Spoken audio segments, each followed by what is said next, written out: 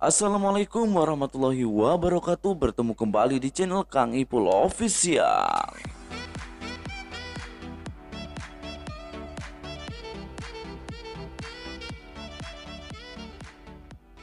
Apa kabarnya teman-teman semua? Mudah-mudahan dalam keadaan sehat walafiat dan pastinya tetap keadaan semangat, terutama bagi rekan-rekan yang sudah dinyatakan lulus.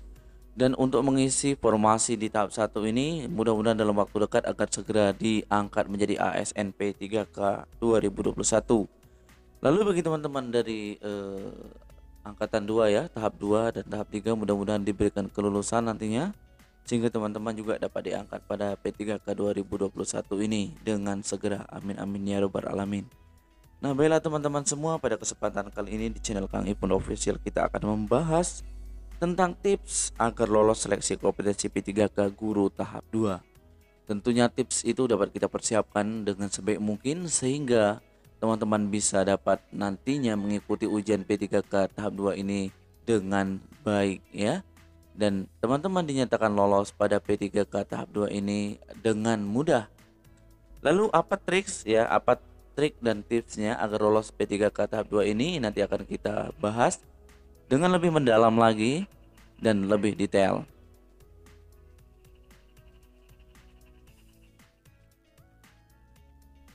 Namun sebelum lanjut kepada pembahasan yang lebih detail kali ini, bagi teman-teman yang belum subscribe, silahkan dukung channel ini dengan subscribe, komen, like, dan share sehingga channel ini dapat lebih berkembang dan terus memberikan informasi edukatif terkini terkait pembelajaran guru dan pendidikan.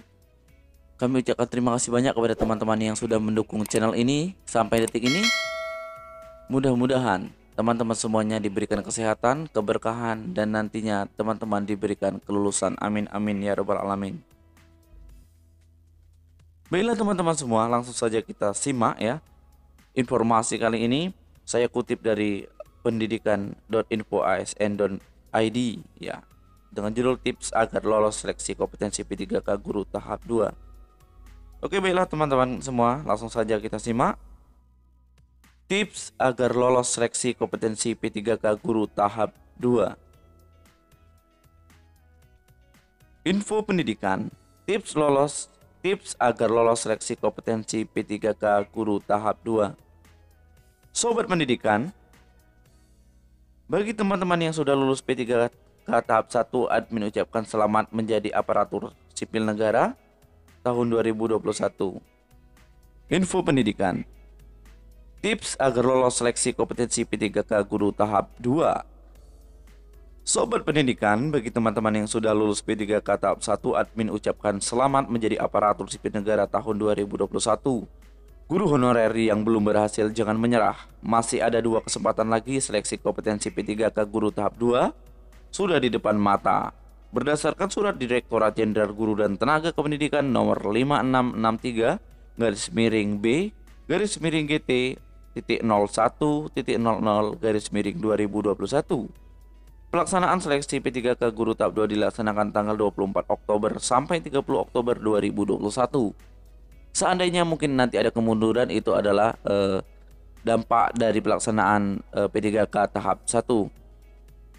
Kita tunggu saja informasi nanti yang disampaikan melalui panitia dan kita ikuti regulasi yang ada.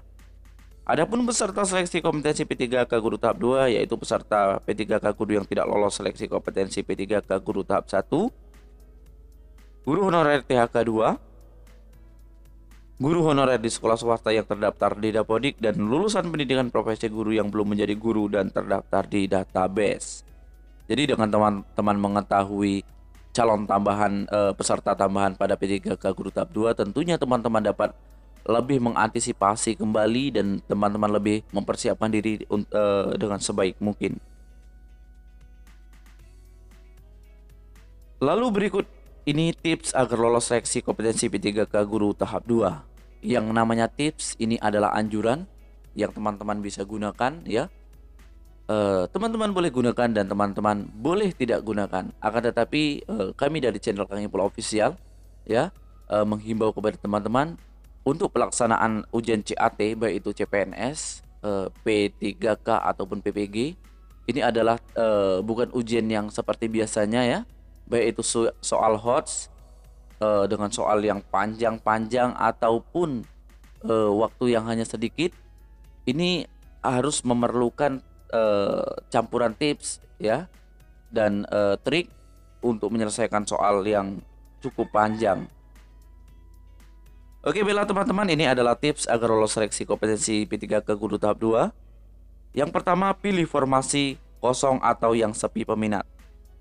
Sebelum saya bahas lebih lanjut lagi, saya sudah sampaikan kepada melalui video sebelumnya, teman-teman bisa mengecek hasil pengumuman seleksi tahap 1 ya, teman-teman bisa download dan teman-teman lihat di situ di mana lokasi-lokasi yang sepi peminat, teman-teman bisa jadikan referensi untuk memilih formasi tersebut.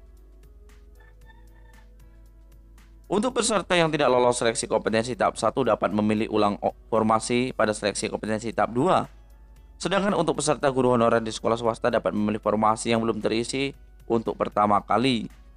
Sementara itu, bagi lulusan PPG dapat memilih formasi yang belum terisi untuk pertama kali atau memilih formasi sesuai dengan domisili. Itulah yang pertama, tips mencari peluang pada P3K tahap 2, yaitu pilih formasi kosong atau yang sepi peminat. Pada saat memilih formasi, pilih formasi kosong tak ada pelamar maupun formasi yang sepi pendaftar yang tentunya sesuai dengan sertifikat pendidik atau kualifikasi pendidikan. Biasanya daerah jauh dari tempat keramaian atau terpencil. Kita bisa melihat daftar formasi di daerah-daerah terpencil. Hindari memilih tempat ramai seperti perkotaan, dekat perkantoran atau kecamatan. Intinya daerah yang terpencil biasanya tidak memiliki pendaftar. Jika dalam formasi yang kita ikuti hanya ada kita sendiri, maka dipastikan peluang lolos seleksi jauh lebih besar. Nah teman-teman semuanya, untuk peserta tahap 2 tentunya teman-teman sudah mempunyai batu loncatan. Yang pertama, teman-teman yang sudah melaksanakan ujian pada tahap 1 tentunya mental dan suasana ujian sudah pernah dirasakan. Tetapi bagi pelamar guru honorer swasta yang terdaftar di Dapodi, lalu guru lulusan PPG yang belum ada di database, mereka itu adalah peserta baru yang tentunya tidak tahu suasana dan jenis soalnya seperti apa. Nah, teman-teman juga bisa memastikan bahwasanya daerah-daerah mana yang sepi pelamar. Teman-teman bisa ambil dan download hasil pengumuman data-data yang yang masih kosong atau sepi peminat untuk pelamar seperti daerah terpencil. Ini teman-teman bisa ambil, bisa pilih untuk mendaftar di P3K Guru tahap 2. Yang kedua, mengenali materi dan tipe soal. Pada umumnya, soal seleksi kompetensi guru khususnya ujian kompetensi teknis termasuk jenis soal HOTS, High Order Thinking Skill, atau keterampilan berpikir tingkat tinggi, yang mengukur kemampuan berpikir tingkat tinggi. Soal ujian kompetensi teknis kompetensi bidang dan pedagogi dirancang untuk mengukur kemampuan tinggi tidak hanya pada level memahami namun saja melakukan penalaran. Ya, mempelajari dari kasus tahap 1 banyak teman-teman yang tidak lolos pada kompetensi teknis ya. Yang pertama adalah hal kecolongan. Kecolongan itu apa? Pemerintah sudah menyiapkan guru berbagi dan guru belajar. Ternyata soal tidak diambil dari materi itu, dan ternyata soal itu diambil dari materi PPG ya. Yang pada kompetensi teknis 70% pedagogi dan 30% profesional. Teman-teman bisa mempelajari dari kisi-kisi PPG ya, juga saya share pada video saya sebelumnya. Oke, kita lanjut. Tidak ada cara instan yang bisa kita lakukan untuk mengerjakan soal-soal HOTS seperti soal ujian kompetensi teknis dalam menghadapi soal kompetensi bidang. Bapak Ibu bisa belajar soal-soal mata pelajaran yang berorientasi AKM maupun HOTS, misalnya buku-buku AKM SD maupun buku AKM soal SD. Sedangkan dalam menghadapi soal pedagogi, Bapak Ibu bisa melatih soal-soal pretest PPG maupun soal-soal modul PPG serta dokumen-dokumen kurikulum yang berlaku saat ini. Nah, teman-teman semua ya, Bapak Ibu rekan guru honorer semua bisa mengambil ya dari kisi-kisi UPPPG ataupun pretest PPG. Teman-teman bisa melihat berbagai referensi dari blog, dari web ataupun dari video-video saya sebelumnya. Juga ada banyak materi PPG yang sudah saya share untuk pelaksanaan kompetensi teknis. Bahkan kemarin teman-teman saya juga banyak yang dinyatakan lulus karena mempelajari dari pedagogi dan profesional PPG. Nah, mudah-mudahan informasi ini membantu teman-teman semua untuk mempersiapkan P3K tahap 2. Ya, terus dukung channel Kang Ipul Official dengan subscribe, komen, like, dan share. Sehingga channel ini dapat lebih berkembang dan terus memberikan informasi terkini terkait pembelajaran guru dan pendidikan. Terlebih terkurang saya mohon maaf dan saya akhiri dengan Assalamualaikum warahmatullahi wabarakatuh.